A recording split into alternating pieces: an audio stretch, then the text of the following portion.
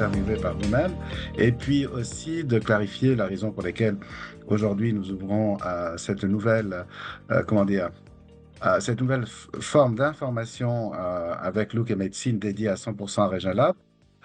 Pourquoi est-ce que nous avons proposé à Look et Médecine de créer un numéro spécial Régin Lab aujourd'hui en mai 2024? Il faut savoir que le 26 mai 2024, c'est la date échéance de l'entrée en vigueur à 100% de ce qu'on appelle le Medical Device Regulation 2017-745, c'est-à-dire la nouvelle loi européenne, le nouveau règlement européen qui couvre les conditions d'évaluation de la sécurité et de l'efficacité des dispositifs médicaux autorisés à mettre sur le marché en Europe.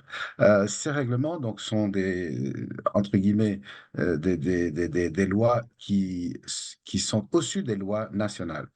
Et ça a son importance parce qu'en fait, auparavant, il y avait ce qu'on appelle une directive, c'est-à-dire que chaque pays pouvait modifier les particularismes de l'évaluation de la sécurité et de l'efficacité clinique. Mais aujourd'hui, ça n'est plus possible pour qu'un pays puisse dire je ne suis pas d'accord avec le règlement européen. Il faut vraiment que, que ce soit motivé d'une manière, entre guillemets, si on peut dire, circonstancielle. Alors, pourquoi c'est important? C'est parce que, en fait, la sécurité qui est demandée par les autorités européennes à la fabrication des dispositifs médicaux, elle est augmentée, et non seulement elle est augmentée, mais elle est aussi, comment dire, supplémentée de demandes de preuves cliniques très importantes. Et que se passe-t-il dans l'environnement du PRP, platelet rich plasma ou plasma riche en plaquettes?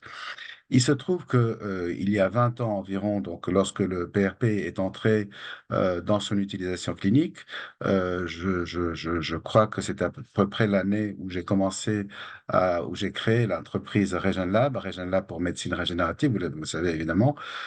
Eh bien, à ce moment-là, donc, le sujet était développé par des médecins, des chirurgiens maxillofaciaux et par des chirurgiens orthopédistes. Et à ce moment-là, le sujet est évidemment très, très empirique. On faisait du PRP avec des poches de sang de 450 ou 500 millilitres, ou bien après, on est passé à des systèmes point of care un peu plus, comment dire, de plus petite dimension, environ 50-60 millilitres. Et c'est vrai qu'on a commencé à avoir des résultats cliniques intéressants. Nous avons créé à l'époque un système beaucoup plus simple que les systèmes Buffy-Coat d'ancienne génération ou des systèmes américains qui étaient des conteneurs, je dirais, disons, sans séparation physique des éléments figurés du sang.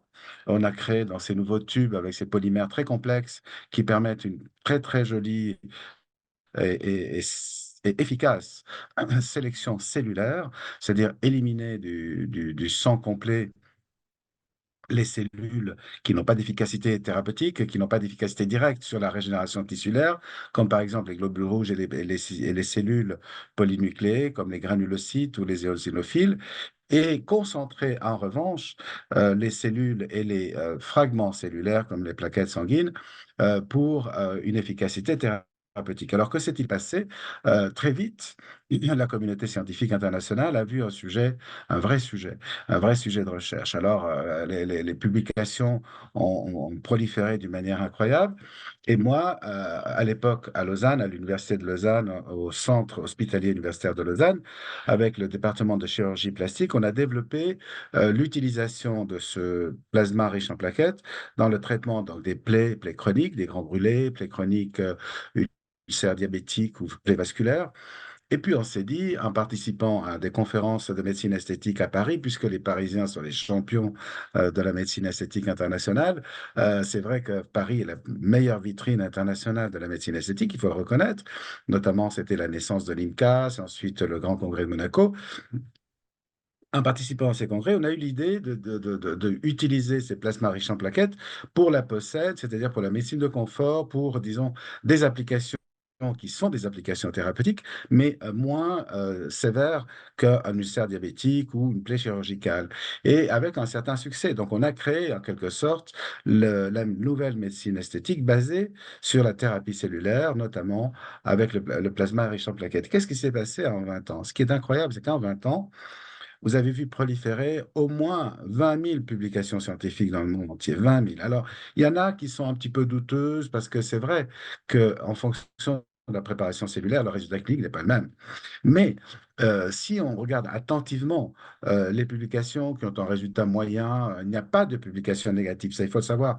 Sur 20 000 publications, il n'y a pas une seule publication négative sur l'utilisation du PRP, quelle que soit l'indication clinique. Mais il y a eu des doutes sur leur efficacité. Et si vous regardez ces publications, en fait, elles utilisent des méthodes empiriques et non autorisées. Alors, pourquoi mai 2024 est important pour nous? Parce que c'est l'entrée en vigueur de ce règlement européen qui va mettre de l'ordre. On n'a pas le droit de faire du PRP à usage clinique si on n'utilise pas un dispositif médical qui a été évalué à cet effet pour la sécurité et pour l'efficacité clinique. Ça, c'est très, très important. Donc, on a évolué pour améliorer les performances de nos systèmes. On a identifié des nouvelles approches pour l'utilisation efficace du PRP. Alors, on est en 2024, n'est-ce pas? Mais en 2004, on a fait déjà des combinaisons cellulaires entre PRP, kératinocytes isolés d'un échantillon de sang du patient avec des résultats spectaculaires. On a identifié, on a isolé la thrombine autologue du même patient pour faire entre le PRP associé à la thrombine extraite de son propre sang la meilleure colle biologique qui existe aujourd'hui. Parce que, mais D'accord. finalement, ces plaquettes, mais qu'est-ce qu'on peut dire de ces plaquettes? C'est quand même extraordinaire les propriétés de ces plaquettes. C'est efficace pour l'hémostase, puisque l'agrégation plaquettaire, ça renforce le caillot de la fibrine, la mèche de fibrine. C'est efficace pour la régénération tissulaire, puisque grâce à la gestion de la plaie avec les facteurs de croissance, la plaquette elle-même, qui résonne en toute autonomie, libère et produit les facteurs de croissance nécessaires à la situation qu'elle a à résoudre.